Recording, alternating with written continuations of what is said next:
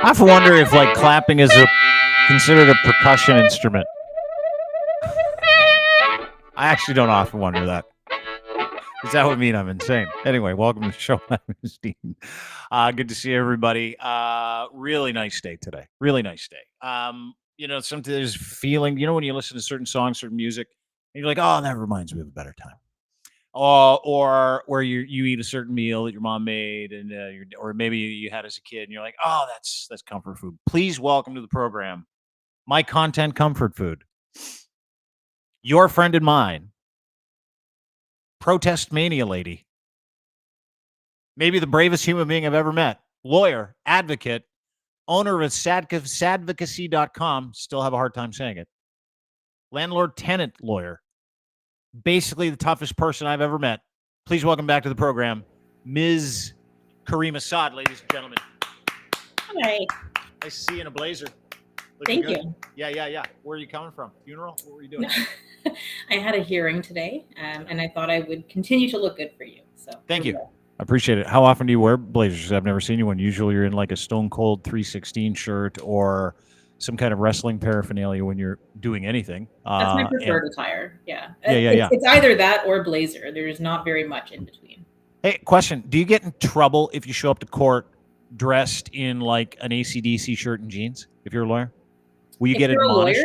If you're a lawyer, you can't do that. If you're, the accused or a litigant, in theory. But I had to once make a client turn their shirt inside out because it was a French Connection shirt. FC UK? Yeah. And I was like, what are you wearing? Yeah. So clothes matter. I encourage everyone to not wear AC/DC in court, but I definitely can't. I don't like AC/DC. Are you not allowed? What's with the thing? See, you're a lawyer. Like you go to court. What's with the ascot? Do you have to wear one of those when you go to court? And do you always because I see in Canada, the lawyers, they carry around these like airline briefcases all the time. They're wheeling them around with all their files and shit. Do you do that too? Because you're not really like, I know you're a lawyer, very good lawyer and very good standing, but you don't really fit the lawyer mold, right? Of like the person that takes himself seriously, slicked back hair. Like you go out on your e-scooter on a fur coat. And you've got a Save Caryma MAGA red hat on half the time. I mean, you're also a personality, right? So like, do you get in trouble sometimes? Like, will you go to court and go, ooh, I probably shouldn't wear this, even though I know I'm going to court? Or do you always check your fit before you do? So there's different levels of court. So the outfit that you're referring to is for very specific types of proceedings, which when I have them, I prepare well in advance to know that that's what I need to wear. So it has like different components to the outfit, and I try to keep them all in the same place with varying degrees of success. I've never shown up to court and been like, oh no, I'm dressed inappropriately. It helps a great deal that it's online for the most part now, because I just need to worry about this part. Yeah. You can wear shorts, right? Yeah, or I'm in jeans right now. It's great. No, but I don't. I wear clothes because we have to, and because it's cold in this climate. But it's frowned upon generally to go out without them, right? You can get in a lot of trouble as a lawyer. I'm just.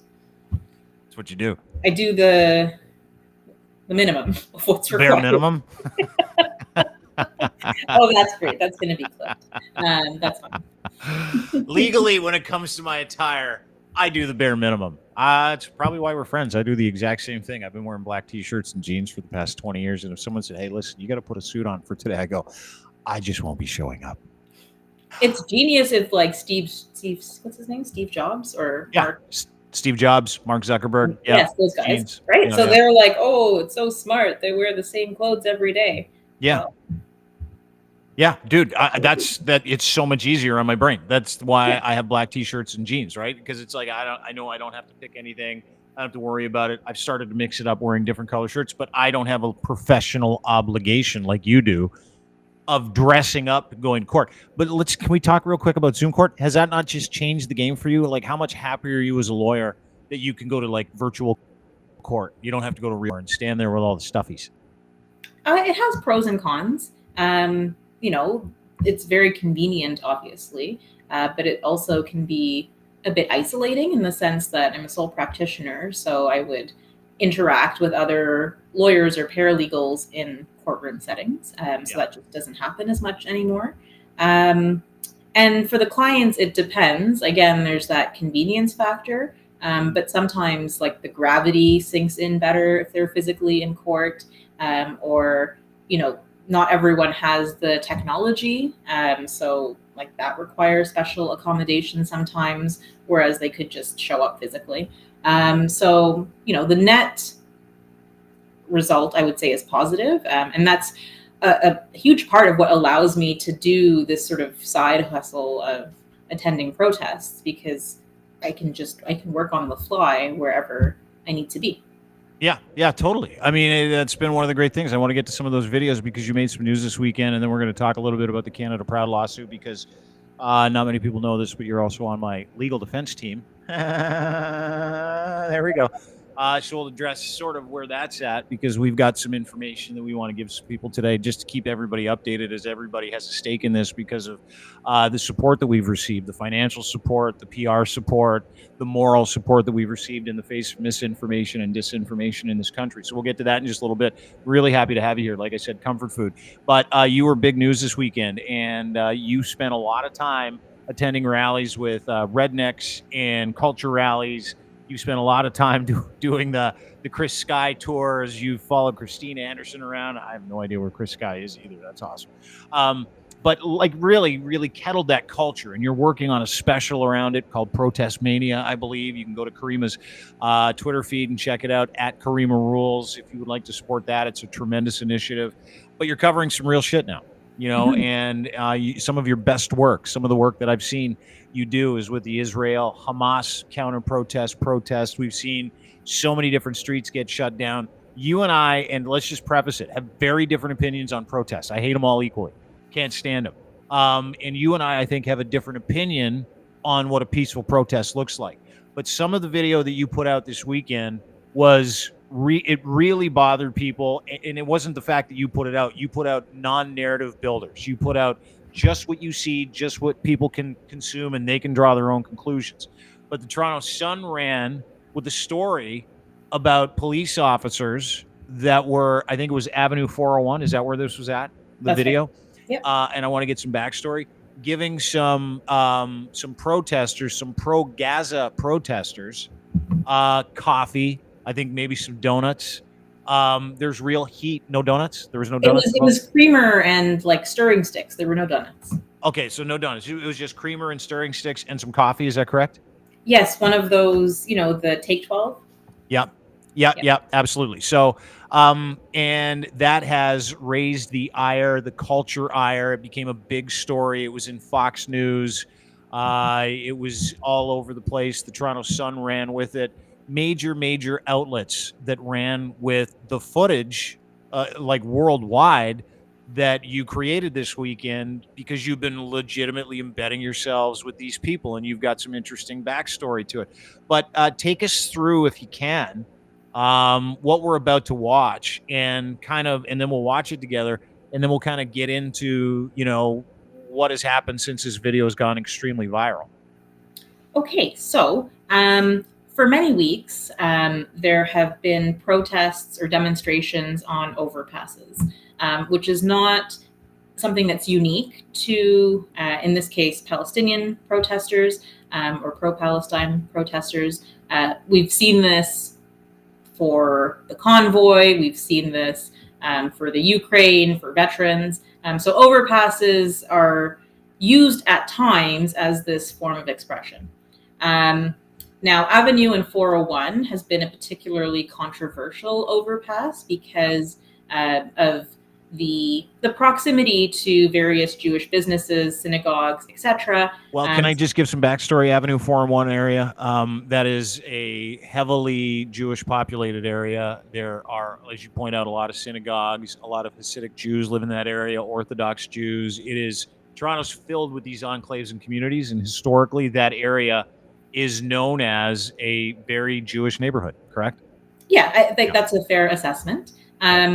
Now, there have been demonstrations on multiple overpasses simultaneously, which includes Avenue and 401. But that's the one that has drawn the most attention because of where it's located. And so I've, for the past several weeks, witnessed a variety of things take place on this overpass. There have been protests and counter protests in fairly equal size that kind of faced off. There was a week that no one at all was allowed on the bridge, and instead the demonstrations moved to the intersection of Avenue and Wilson, so more into the community as opposed to on the overpass. And most recently, I was there, and basically protesters showed up. Police blocked off the road when there were already 20 to 30 people on the bridge. And then additional protesters were not allowed to join. And at some point, it seems that one of the protesters who had been there left to go to Tim Hortons, pick up some coffee. It was very windy and cold on the bridge. So, they went to go do that. And by the time they came back, police had decided to block it off. And that's where this video comes in, because as kind of part of the negotiation, maybe a gesture of goodwill or de-escalating tension, rather than allow that person back onto the public thoroughfare, police just took the carton of coffee and moved it a few feet, carried it over to another protester. And we captured that interaction, which I thought was, kind of interesting, but not necessarily international news. I was wrong. No shit, were you wrong? Here, let's watch the video. By the way, you just gave me some context that hasn't appeared anywhere, just so you know, right? So this is why we do this, people, to get it right. Here's the video. Let's watch it together. Can't come back, otherwise he would have said, okay, I understand. Okay, I'll just ask, just so... There you go. Sorry, it's the person with the vest. Jihad? Yeah, And then the guy, the guy with the yellow vest on walking. How did So these guys were trying to get back on into the protest and couldn't because they went to Tim Hortons, and so they had to. Or so this is the coffee that someone else got, and they're giving the cops actually had to ferry it because they wouldn't allow the guy back into the protest. They took that coffee, gave it to the guys who were still protesting. Is that correct? Yes, it's the second one. Exactly right. Police were ferrying it over. Okay, perfect. So behind him is the overpass. Okay, yeah, I can see it right here. Let's listen to the rest of it. Your cameraman chimes in, always makes me laugh. Let's watch. how did you get coffee from the police? Well, not the police. Someone has brought it for us, but the police won't let them in. So the police are now becoming our little messengers between us. I don't know. I have no idea what's going on. We're on the bridge. They're not letting anyone else come on, which makes no sense. Because if we're already on the bridge, how is there public safety? All right, so there's some much needed backstory. You in the background with that fur coat, by the way, look like $1 million. Way to go. But so the story behind this, as it's out there, is real vague. It is TPS is gone woke. They're now giving coffee to Hamas supporters. That is one of the more dangerous narratives that's out there, being curated by that video that you took and not played in its entirety and not given with any backstory. Am I wrong in assuming that? That's exactly it. Everyone from former public safety minister Marco Mendicino to like InfoWars and Fox News have stripped this of context, taken just the part of the clip that doesn't include this little exchange between my videographer and the protester, where it's quite apparent that, police weren't purchasing coffee and gifting it to them. It was shuttling it back and forth between the two. After they put up a fucking, like a line in the sand saying to a protester, no, you can't go back there. And here's the real irony of things. That line in the sand was invisible. And protesters who were not allowed on, at some point, decided amongst themselves to just walk around the police And that's what happened. And so it was all maybe within 15, 20 minutes of this interaction being filmed, it was a moot point because all of the protesters were back on the bridge. So there's definitely something to be said about the police strategy here and the way that they are choosing to manage overpasses. And I appreciate that on the one hand, they don't want to be heavy-handed, but on the other hand, you know, the road needs to be accessible. So there are these competing interests at play. But the way it was dealt with on Saturday, it was, you know, the protesters had their run of the area. And ultimately, they agreed to stay only on one side, exclusively on the sidewalk, not on the medians, and not crossing back and forth. And then police reopened the bridge. Because from the protesters' perspective, they don't necessarily want the overpass to be closed because partly they're losing, you know, visibility of cars that are going back and forth. And there's that public perception as well of shutting down critical infrastructure. Every time that I've seen it, you know, it's obviously police who make the decision to block it. It's not that people are holding hands and kind of themselves choosing to block it. But in fairness to police, there have been genuine safety concerns that have led to that decision making. It wasn't clear to me on Saturday why it was handled in that way. And, you know, the lesson or the takeaway, I guess, is the optics of that one moment of police carrying coffee. It was totally unnecessary because they just decided to take the overpass anyway. And, you know, that's how it played out. They didn't follow through, right? The police didn't follow through. They didn't follow through with the threat of saying no more protesters on the bridge. And I want to get, because there's a couple of competing stories here, right? I want to finish dealing with the narrative that's been curated through disinformation about that whole exchange, though. Mm-hmm. And then I want to get to protests, because again, you and I have a very different opinion on people who should be allowed to protest. I hate them all equally. But to that point, you've got a narrative that is bolstered by the same bad actors, and they've taken your video extremely out of context. You and I were talking about this last night in just a text exchange. And you do work in good faith, right? Like, you go out, you cover these things, you watch exchanges, you get the humanity of the moment. To me, that was a very human moment. Mm-hmm. That wasn't the police deciding that they were going to start feeding, and this is part of the narrative, Hamas sympathizers, terrorist sympathizers, right? That is all bullshit. That is a lie. That is not true. What had happened was, which we saw plainly play out in that video that you recorded in good faith. What happened was, one of the pro-Gaza protesters, and we'll get to them and where they were protesting and why I disagree with it in a minute, but like, let's just deal with the really untoward part here, is that once again, you know, the alt-right information machine takes something that is innocuous, what is a human moment, right, in this incredibly heated environment that we're in. They chop your video, take the entire context away from it, and they feed it to millions and millions of people, and they say, look at these foreigners, look at these people, police are working with terrorists now. This is what Canada's become under Trudeau. Do you have anything to say about your good work being torqued like that? Yeah, it's very upsetting. I have kind of come to terms with the fact that I can control myself and what I put out there and not much else. So where it's appropriate, you know, I will reach out and provide additional context, make clarifications.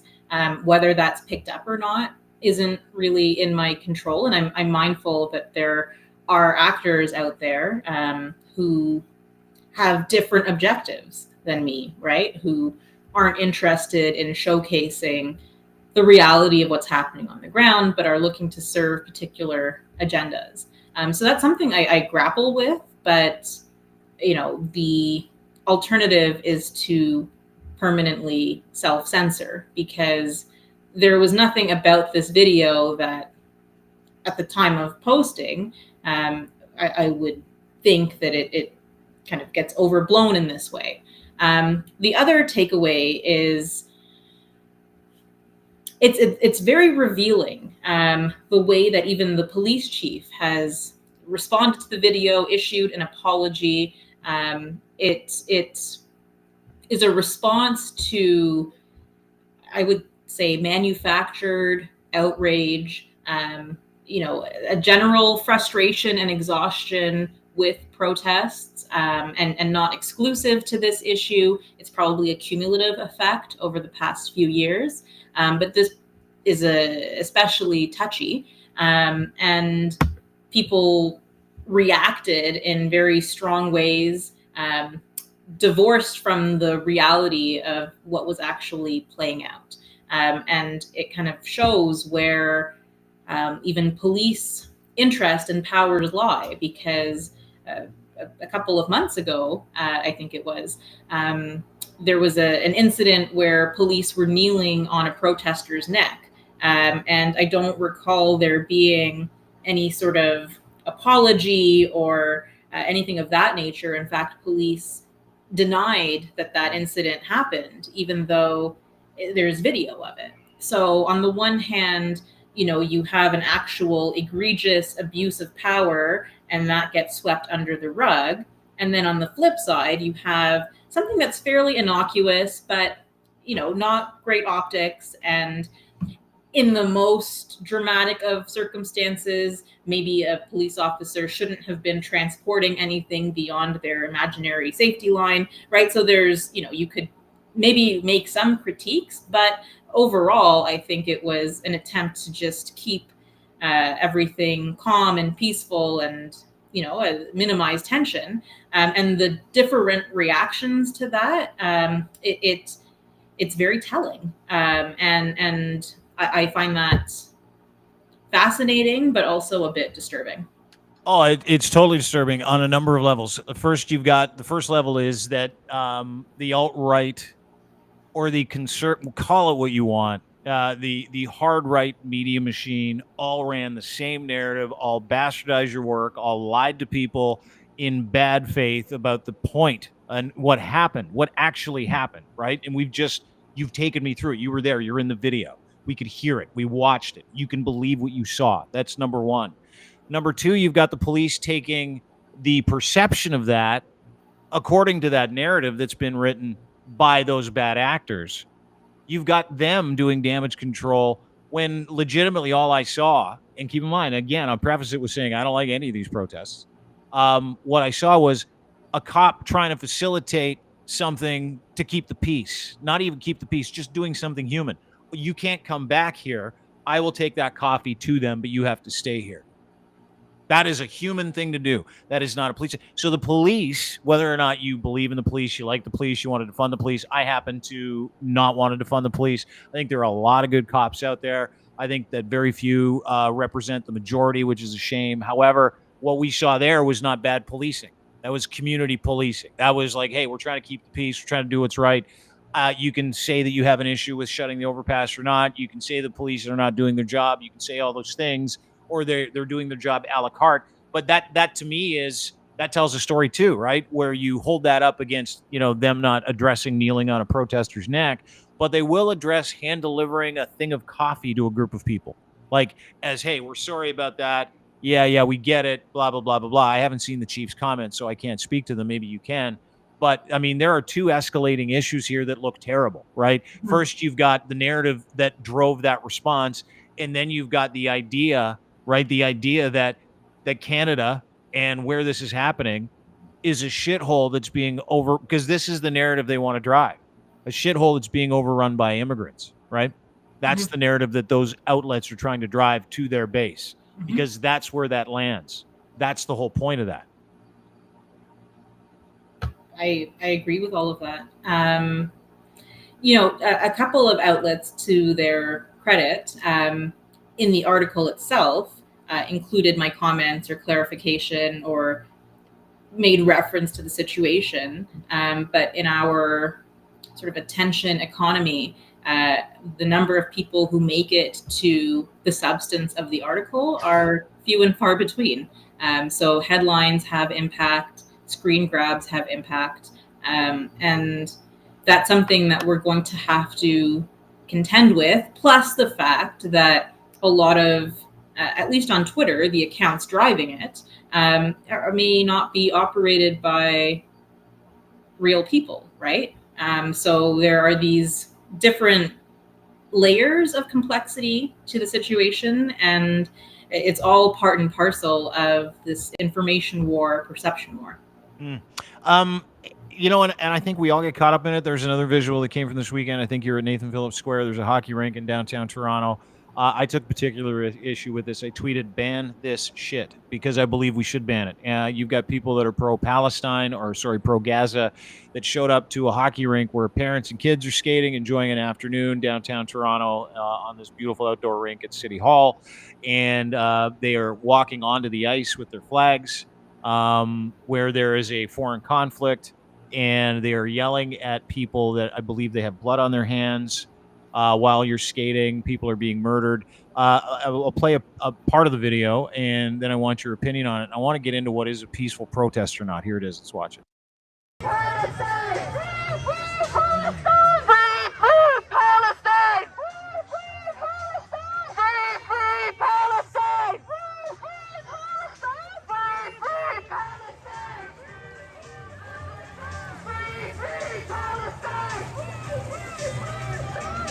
Free Palestine! Free Palestine! Free Palestine! Free Palestine! Free Palestine! Olivia Chow, you can't hide! You support this genocide! Olivia Chow, you can't hide! You support genocide! Olivia Chow, you can't hide! You support this genocide! Olivia Chow, you can't hide! You support this genocide!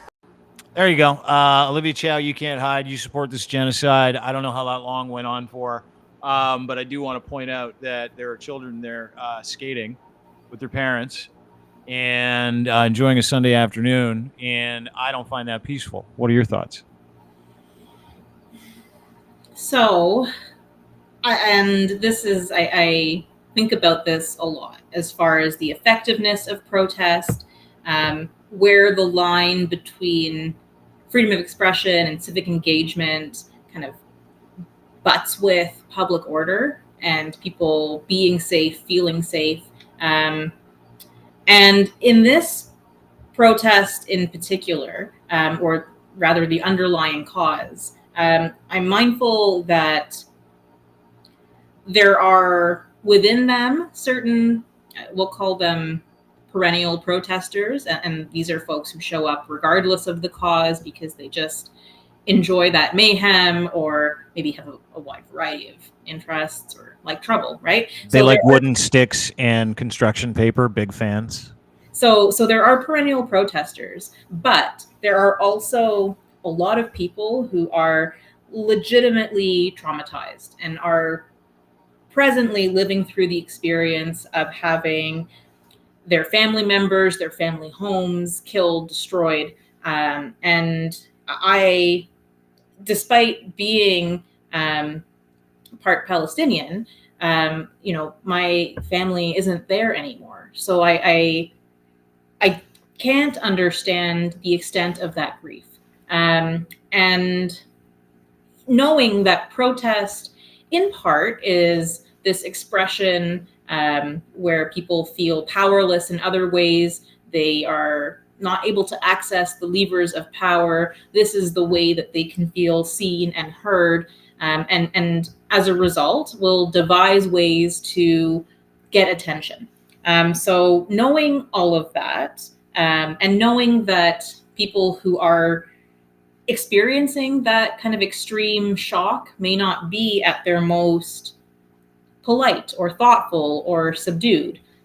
Even with that context, I think that sort of there's the bigger cause, the bigger issues, the question of, how are your actions helpful or harmful? And that's something that needs to be assessed on an individual basis. And there's this trend, again, which is much broader than just Israel-Palestine. There's this trend of forms of harassment being equated with activism.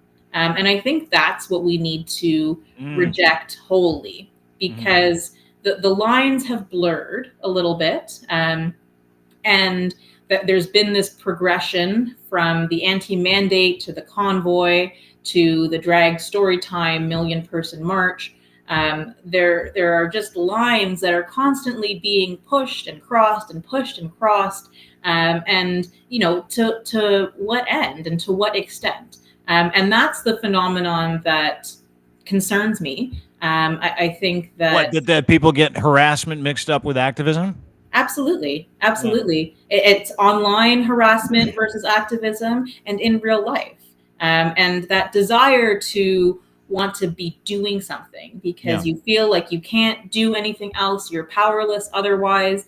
You know, there's this, it's a very heavy sense, I think. And that just, it is used to justify behavior that is objectively unacceptable, right? And that's objectively harassment, right? Like we just watched that video of, like, literally there's probably 100 or maybe 150 people with children, some very young, 2, 3, 4, 5 years old, skating around on a beautiful Saturday afternoon, Nathan Phillips Square. Maybe that was Sunday. I don't know. Was it Sunday? Was it Sunday or Saturday? That was on Sunday. That was on Sunday at the mayor's annual skating party. And there's actually another clip that we captured where there was this elderly couple.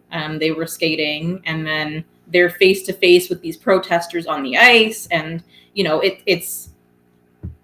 Isn't that harassment, though? Yeah, it objectively, especially because these are people who don't have sort of the power, right? Like, these aren't politicians. Even if it's at an event where the objective is to target a politician, you know, if I was consulting on how do we best protest, you'd actually be a really good protest consultant. You've seen it all. I would be, yes. Actually, people should hire me.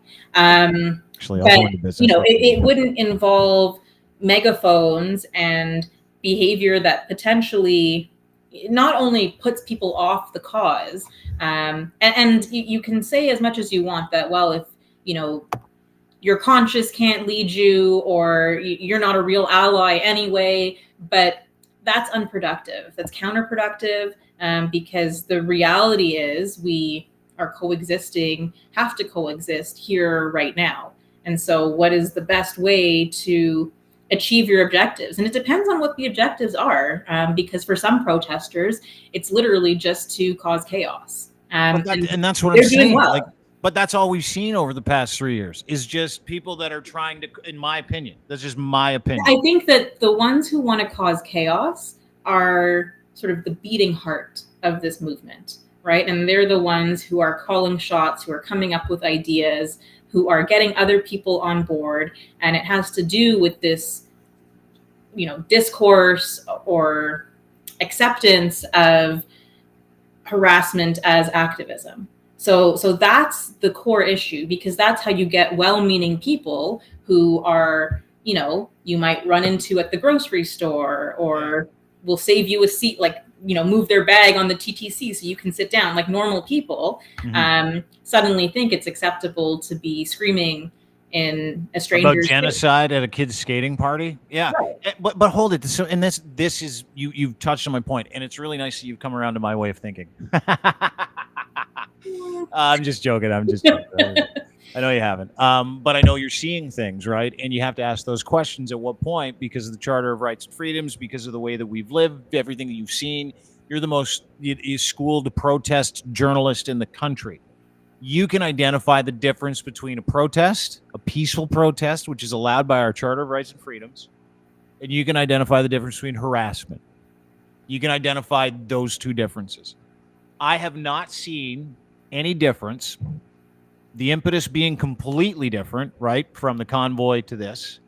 I have seen no difference in the end result, which is the turning off of public sentiment based on the harassment of everyday Canadians trying to go about their day, Mm-hmm. trying to go about their day, to get to work, trying to get home, trying to feed their families, trying to pay bills, trying to get to doctor's appointments, trying to cross a fucking overpass. Like, that is the stuff.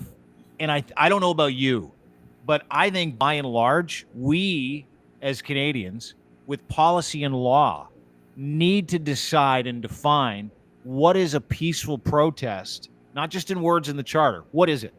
And what is harassment? That's what I think we have to do, because like I'm watching this happen on a weekly basis, and I'll be truthful. I get angry, and not angry because I'm entitled to not have my day disrupted. I know there are worthy causes. I know there are. And I support a peaceful rally where people want to be heard. These aren't people that want to be heard, in my opinion. These are people that just want to harass us, harass you, harass other people so that we're uncomfortable, so that you're not happy, so that they are proving a point. And I find it all unbelievably organized. Like, too organized to be grassroots. I don't know what you see, but I look at it and I'm like, this has got to come from somewhere a lot like the convoy. And I'm frustrated because I watch people take these narratives and they spin them into these things. And by and large, we're now mocking law enforcement for delivering cookies to, as some people would like you to think, terrorist sympathizers, right? Like, that's kind of where we're at now, because we refuse, A, to deal with it. We allow not peaceful protests to happen, and we say they're peaceful and they have a right to do it. I don't think people should have a right to disrupt traffic, to disrupt the way of life, to disrupt people getting to and from work.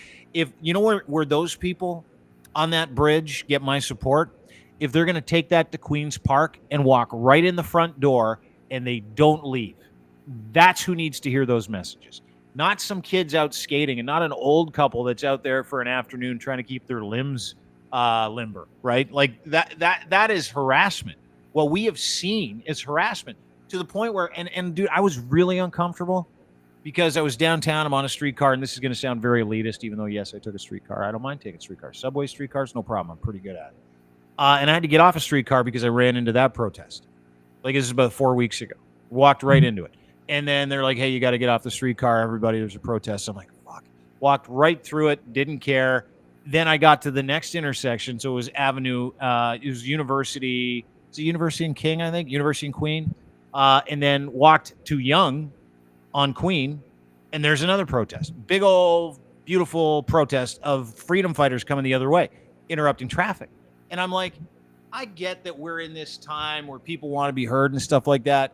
But at what point do we go, all right, this is in the Charter of Rights and Freedom. None of this is peaceful because you people are legitimately preventing people from actually doing business, getting to work, and getting home to their families. That's my frustration. And am I wrong? Am I reading this wrong? Or is this just my personal bugaboo about how much I hate protests? No, well, you're expressing an opinion, so you can't be wrong. But, you know, it's law is a contextual, like an exercise in contextual analysis, right? So it's very fact dependent, and changing a few facts here and there may result in a different outcome. So that's why we have provisions or charter rights that kind of are not vague, but they don't account for every specific incident, because that's what the case law does. And the case law then assesses, well, you know, this is reasonable, that's not reasonable. Police are justified here. This type of legislation is permissible because, you know, there are these compelling other reasons. Like it's right there in the Charter, Section 1, where none of the rights are absolute. So you're correct on that these are not absolute rights. Now, drilling down and how do we establish those parameters, that is a more challenging task. And if we do that to the exclusion of addressing the real problem, which is social unrest, that's what all of these protests are. They are manifestations of social unrest, people who are unhappy or dissatisfied with aspects of their life, how the country is going, And that's broad and big and hard to tackle. But if we aren't looking at that, then we're going to end up with heavy-handed enforcement and more money spent on policing. And that's kind of an irony of these protests. It has ballooned the police budget because you have all of these public order units who are deployed. You have the horses sometimes. You have they had to buy new buses. They had to buy new buses in the last 3 years. They're like, we got to get buses to block intersections. That's what you saw in that video they recorded, right? Yeah, those were shiny buses. So I bet that was a new bus. Brand new. Oh yeah, they are. Right. So that part is, that part's unfortunate because there's this short-sightedness and, even though protests are collective, there's also this individualist kind of, well, our cause is worthy. This matters. And, how does it affect the bigger community? That's not always addressed. I don't think that Queen's Park is the only legitimate site or venue for protest. Doug Ford's house then, right? And I remember having this debate or discussion at the time when anti-lockdown, I think it was, protests were happening outside Ford's house, and then some of the public servants' houses, right, like the chief medical officers and what have you. And how do we draw that line? And part of it as well is the politicians don't make themselves very reachable, right? And so as a result of that, people will find them where they're at, whether that's at home, whether that's at the skating rink for a public event. And then it's, people get mad at the protesters for doing that, and understandably, but where's the access to these levers of power, right? And it doesn't always exist. So that's kind of I'm saying this without any solution in mind. I don't know how to fix that, but that seems to be the problem, that there is this division between the political and ruling class and, people who are feeling disenfranchised. That, and I touched on that this weekend. It's one of the biggest issues that we face is that, you don't have access to the people who have those levers of power for a reason. And the reason why you don't have access to it is because they don't want you to have access to them. They want to be able to kind of forge their agenda, and they want you to fall in line with it. And I'm all about resistance in some circumstances when it comes to these institutions. I am. This kind of resistance only penalizes human beings who are not those people, though, right? This kind of resistance, and listen, I'm a fan of resistance. So when you say convoy, I'm not a fan of the convoy because I have full context of the convoy. I'm a fan of people pushing back against institutions, right? That was not a protest. That was, let's penalize people so that we are heard. Let's penalize human beings so that we can, be at the front of the conversation piece, so that we can be at the top of the news cycle. Let's tell people what we want because we want to affect change. And I have yet to be involved, and I've been through several protests. I've been to a CUPE protest. I've walked through dozens of them. I smashed my car into a cab protest once. That's how much I hate protests. That is a true story. Back in 2003, there was a cab protest downtown Toronto. I'm like, they wouldn't let me out of the parking garage. I helped myself through the cars and hit a couple of them, getting myself out because I didn't give a shit. I was like, that's how mad I was about the protest. And they were protesting over Uber being a thing. That was how long ago it was. Like, we don't like Uber. I'm like, oh, fuck, I don't care. I need to get home. That's what I have to do. So when we're penalized by that kind of stuff, I get frustrated. I get super angry. I have an emotional response to it because I put myself in the position of the person who can't get across that overpass, or someone who has to get off a streetcar with a baby. Like, I look at it from a very human perspective. So in the big scheme of things, I think you're right. And I think if we're able to kind of define or drill down into what a peaceful protest is, because you talk about the Charter of Rights and Freedoms, like those freedoms to do that end where my freedoms begin, right? That's how we've all kind of understood the Charter of Rights and Freedoms. Well, a lot of freedoms have been taken away by people deciding to penalize Torontonians or anybody around the world over a conflict that's happening 20,000 miles away. And I get it. I know what the conflict's about. I totally do. And I choose not to talk about certain aspects of it because I'm not schooled in certain aspects of it. But why do we have to pay the price consistently? Why does the Canadian public have to pay the price of angry people that don't like something that's happening to them or their families, whether it's here or somewhere else? And I don't understand that. I don't understand why they make us. That's why I said, hey, if you're angry, go to Queen's Park, invade the building, go and help yourself. Go and get some breath mints out of the bathroom if you want. Maybe steal some serviettes. I don't care. But because they're the ones that are making us fight each other, right? That's what that is. When you see people, and you've seen it all, like what are the protests like where you've got these Israeli protesters and the Gaza protesters doing competing protests? What are those like? So I've only witnessed that a few times, and the most memorable was Avenue and 401 on opposite sides of the overpass. And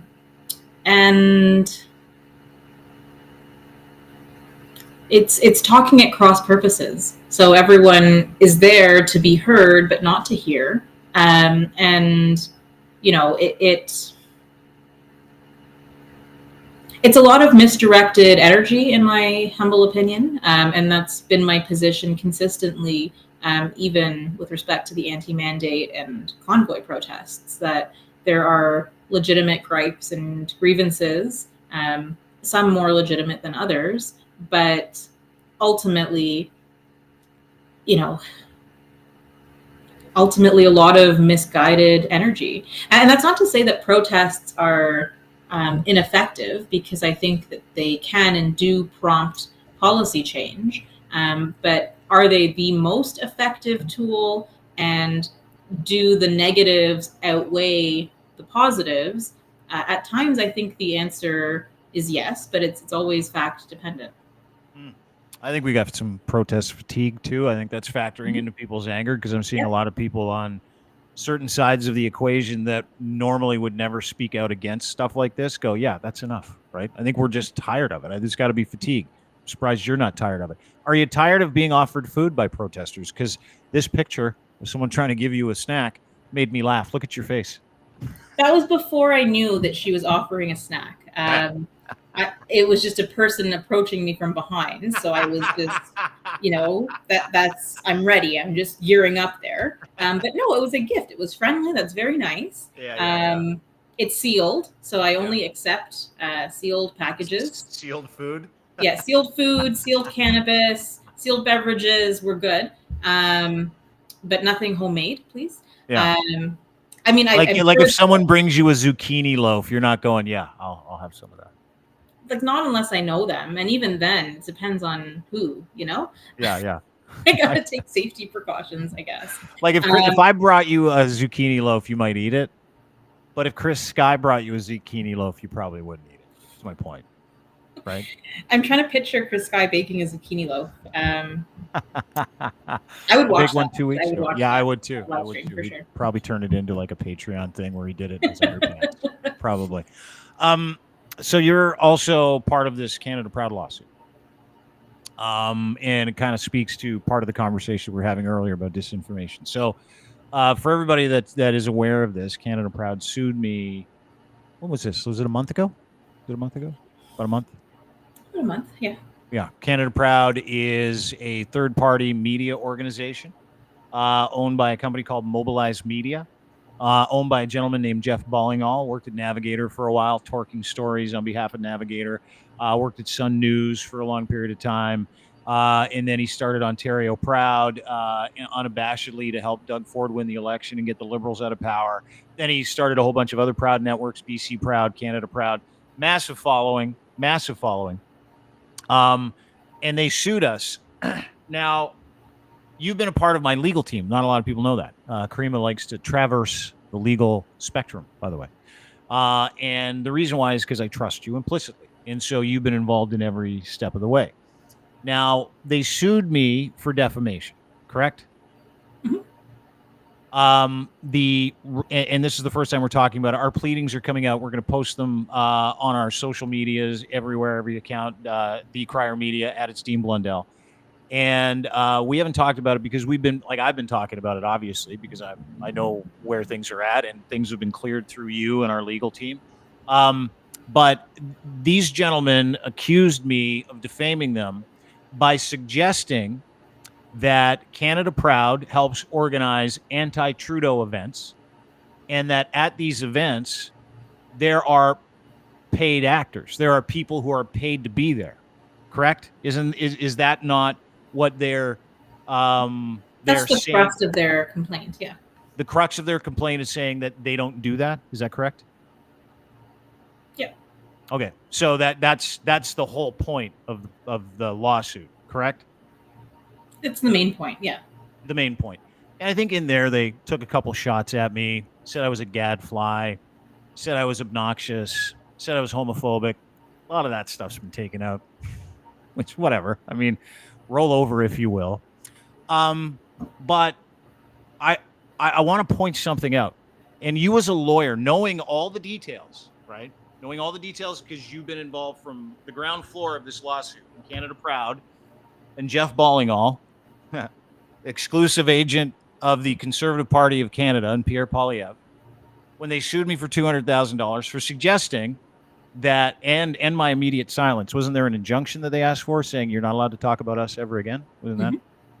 How's that going? Yeah, they're looking for an injunction. I mean, it'll all be decided on, but certain things might make that harder to achieve. Yeah, like this. Let me bring this up. So you and I talked about this last night.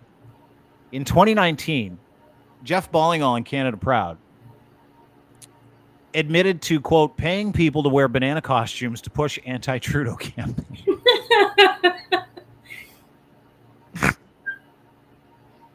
I do like a good costume. I'll give him that.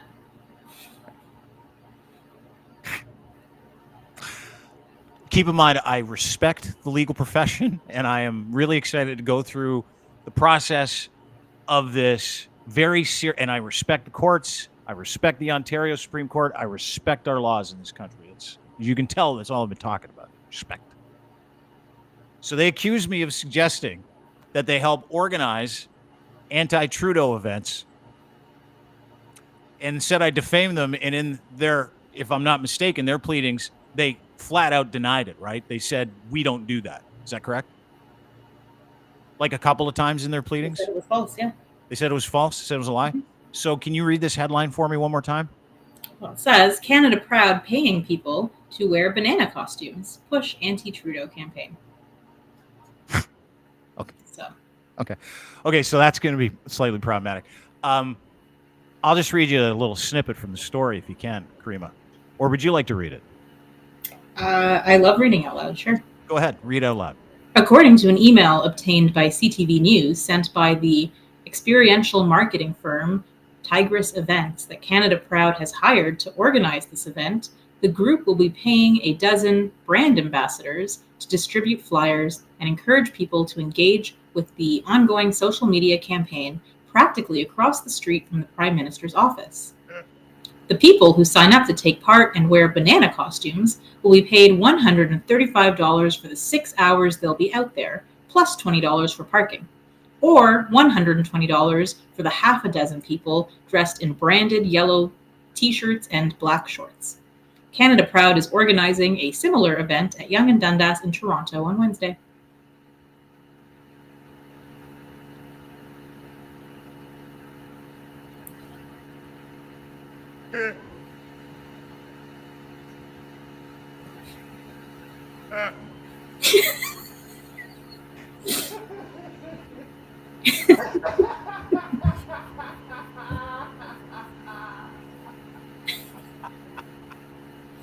It's so nice seeing you happy.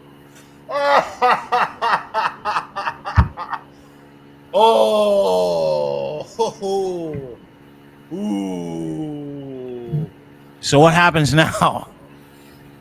Well, we are going to file the defense and other pleadings and take it step by step. In your legal opinion, Just a strict legal opinion. Is that going to be problematic? It's fair to say problematic, yeah.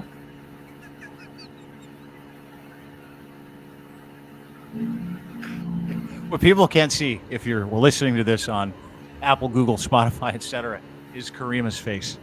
She's trying very hard not to be me right now. She's trying incredibly hard not to enjoy that. I was just asking. You're a lawyer. I just thought, I just wanted you to kind of go through that. It's fair to say problematic. Fair to say that's going to be problematic for the admission that the thing they're suing me for, the admission that they do that. In a news story? The trick is to keep track of your public statements. And that can be hard to do in an age of social media where we're constantly, publishing stuff about ourselves. So, God, I love having you on the show. I really do. You're like a warm blanket. You're like a little warm legal blanket. That's what you are. You're like a little warm protest blanket too, where you come in. I've been using heated vests lately. Have you really? 10 out of 10 would recommend. Game changer in the protest circuit. Heated vests. What about do you have heated gloves and heated boots? You can get those too. I don't have either of those things, just the vest, but it's a good vest. Thank you for this.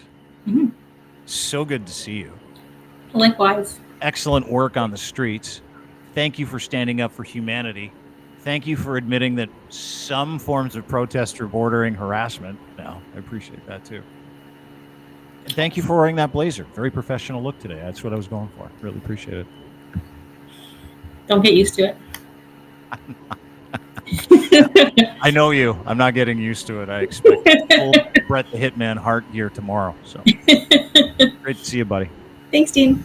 Take care. Caryma Saad, ladies and gentlemen, at Caryma Rules is where you can find her on Twitter. Man, I love talking to her. So yeah, that's going to be problematic. I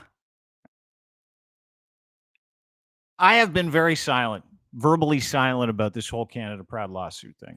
Because when you get sued for $200,000 and they ask for an injunction for you to shut the F up, and you know it's wrong, you know they lied, because that's a lie.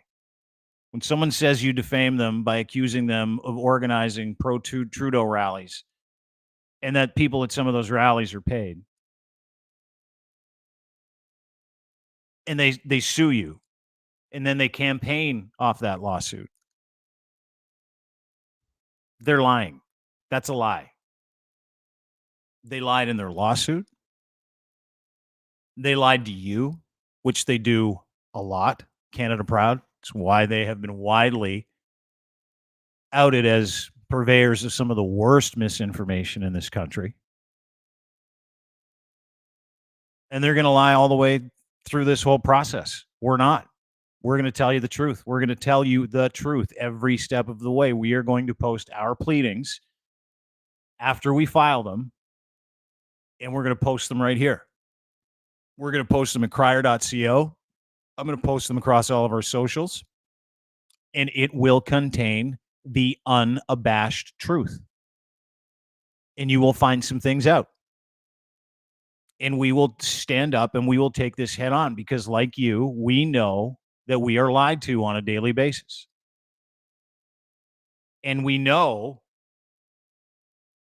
when a company that works exclusively for the Conservative Party of Canada, who we go after on a daily basis for lying to you, the people that they pay to help curate all that,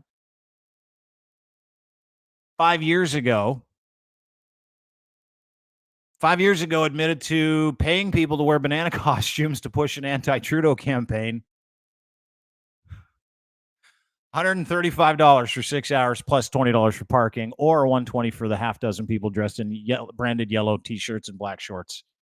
Also organizing similar events at the Yonge Dundas Square in Toronto on Wednesday. And in their pleading, and I'll tell you this, in their pleading, they basically said I was a liar and I was delivering misinformation about them. Those are their own words. Those are their own words. And so when you traverse the internet or you go through social media and you see all this stuff, I am never going to ask for your trust. I'm just going to continue to tell you the truth. And then you can build that foundation of trust in what we do here and people like Caryma and myself and everybody else at Caryma Media, because we do not lie to you. We don't. They do. It appears they may have even lied in a legal document, according to that news story where they admitted to paying people through another agency to go and harass the prime minister of this country in this environment, in this economy. What? That entire lawsuit hinges on that one thing. That one thing. That's why we've continued to talk about it, because we're not lying. We do things in good faith. We entertain people with it. But more importantly, we have a sense of accountability and responsibility to you when we tell you things and we give you information.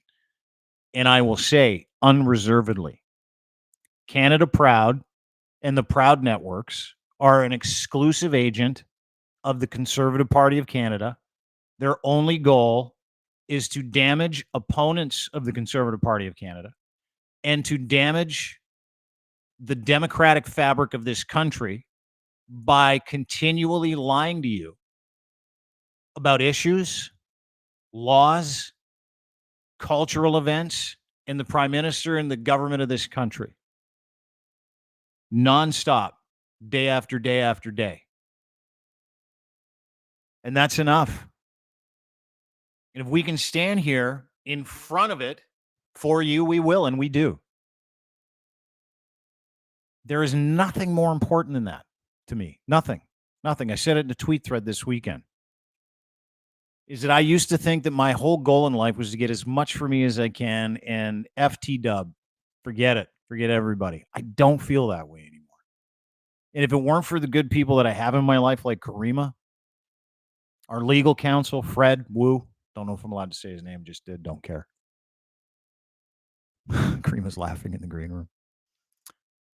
And if it weren't for the almost 1,000 people in the past couple of weeks that have donated to our GoFundMe, we wouldn't be able to do this. We wouldn't. We might have just shut everything off out of fear. And that was the goal. That's their goal. Their goal is to threaten people, private citizens. Their goal is to threaten the truth with a lie. And then when you call it out, their goal is to threaten you to not talk about it. I have countless receipts. Not only countless receipts, I just showed you a CTV news story from 5 years ago where they admitted to doing exactly that, and that is what they do. So, when you think about who you can trust, you use your common sense, but at least dig into the information. We just had an entire conversation about reprogramming here. Reprogramming, you're thinking about the news story about the Toronto police officer just trying to do a good thing, taking, and say what you want about the protesters. I don't agree with any of it. Taking something to drink to somebody who couldn't go and get it. That's been turned into Toronto cops are emboldening terrorists, immigrant terrorists in this country, and they're destroying the fabric of Canada. That is a lie that was told to you by the Toronto Sun, Fox News, and several other right-leaning outlets. And probably was parroted by True North, Rebel News, and your friends at Canada Proud, whose expressed goal is to defeat Trudeau and destroy the enemies of the people who pay them, which is the Conservative Party of Canada. All right? We good? By the way, love the dildo ad at the bottom of the Toronto Sun article. Double standard. Coffee cops. Absurd. Times are tough in print. I guess you'll take money from anybody. Anyway, I just want to thank you. The end of this podcast, I want to thank all the good people that want to stand up for democracy. And I mean, it's not just a word. It's not just like, oh, stand up for democracy. You know how all those guys like Rebel, everyone says, stand up for this. No, this isn't that. We're not going to game you. We're not going to use any of their talking points. We're not going to lie to you. We're not going to tell you, woe's us. Never. We will never do that. We will just tell you the truth. And the truth is that we don't have Canada Proud money. We don't. They make hundreds of thousands of dollars from donations from conservative donors who want to give them money to do all the messaging on behalf of the Conservative Party, because the Conservative Party has certain rules around election finance and marketing that they got to stick to. Well, having a third party agency is the answer to that very serious issue in this country that we need to deal with. And we are going to deal with it. Part of this exercise, because of your support, is we are now creating a tool for you to help identify misinformation, disinformation in any form in real time. And then gives you the source material for you to actually educate yourself, or at least combat that. So any help you can be, any help you can give. If you go to my Twitter feed, @It'sDeanBlundell, I'm sure you'll see the GoFundMe, Crier Media GoFundMe. Not only does that help us in our legal defense against people who have clearly admitted to doing what they sued us for saying that they didn't do, which they do, which they admitted to. Their words, not mine. But we're going to build this tool. You have a stake in it. We would like to clean this mess up, or at least have a role in cleaning this mess up. And listen, this isn't about me. I haven't talked about my needs. I haven't talked about the stress this has been on me, and I won't. We just look for the opportunity, and we just look for the solution. And the opportunity and the solution is, okay, everybody knows that there are bad faith actors out there who want to lie to you, and they want you to get angry, and they want you to fight me and me to fight you. Don't buy it. Don't buy it anymore. Just trust us. And Caryma. Those are the only two people you can trust. Me and Caryma. That's pretty much it. At Caryma Rules, give her a follow. At It's Dean Blundell, you can give me a follow as well. And don't forget, everything we do is at Crier Media. Crier Media is crier.co. Anywhere you can get our podcasts, including Google, Apple, Spotify, etc. The video version of it, you can watch at YouTube. Crier Media on YouTube, or Dean Blundell Show on YouTube as well. And as if that weren't enough, we're on every social media app as well. Crier Media, at It's Dean Blundell. So please join us, and we'll decipher how we get through all this bullshit together, and at least we'll have some fun doing it. Thanks to our friends and sponsors at Cantork. My God, I love Colin. He owns Cantork. They're in Edmonton, Alberta, Canada. These guys are Canadian. So proud of their Canadian manufacturing. They brought everything back from overseas several years ago, and they offer total solutions for bolting, loosening, fastening, tool rentals, calibration, repairs, custom fabrication, distribution opportunities.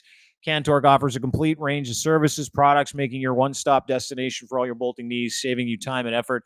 Leading industrial tool experts, 20 years of experience and knowledge on the table, providing you with comprehensive solutions for any torque wrench that you need made, maintained, fabricated, or serviced. It doesn't matter what industry you're in. Could be nuclear, railroad, could be metal, it could be forestry. It doesn't matter. Mining. You need to go and visit my friends at cantork.com. They will get you all the information you need, and they will make you something that covers your bolting solution like that.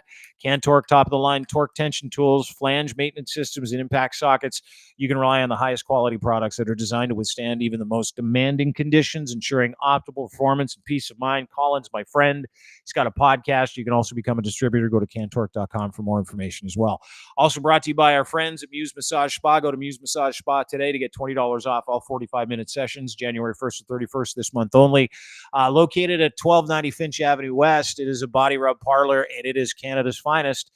They are sex works advocates as well. Their podcast is tremendous. Go to Muse on the Mic.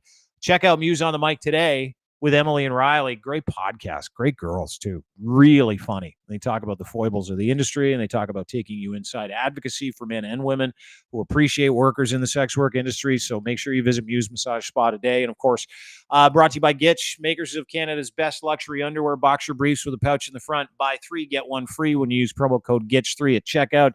Gitch is premium underwear, boxer brief designed with your movement in mind, made for all levels of performance so that you can walk, run, or sprint through your day. Barely there comfort, super soft, moisture wicking technology. You'll never take them off, and they're good for anything. You'll never want to take these off. Great waistband too. It's a problem with some of these. Sometimes the waistband curls. No, not these ones.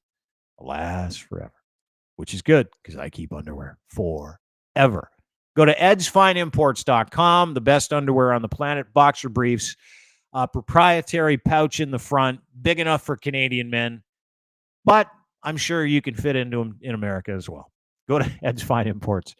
GITCH3 is your promo code. GITCH, engineered for any level of performance. Have a great day, everybody. Appreciate you being here. Bum, ba, da, da, da. See you tomorrow. Be good to each other. And enough with the protests, right? Like, just take a day. Take a knee. Take a knee. Stop buzzing overpasses. Stop preventing people from getting to their lives. It's not peaceful. Have a great day. We'll see you tomorrow. Bye.